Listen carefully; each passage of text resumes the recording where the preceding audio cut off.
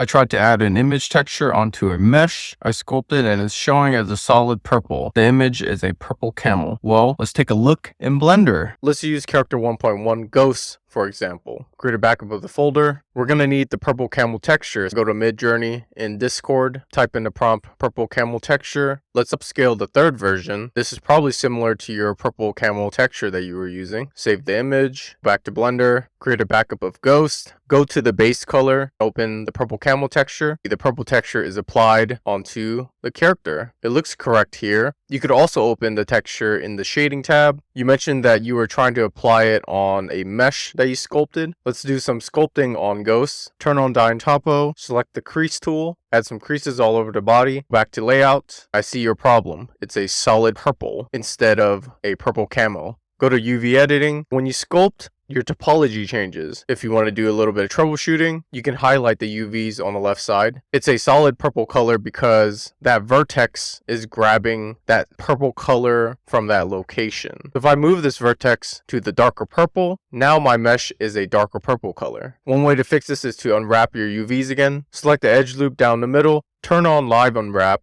so you can see it unwrap on the left side. Right click mark seam. We have new UVs on the left side. Now it shows the purple camo on character 1.1 ghost. You can rotate this if you want a different pattern and it'll be projected onto the mesh. That's how I would quickly fix it, but the correct way is to fix your topologies. I would look into retopology. Let me know if that helped. If you need help in Blender, leave a comment.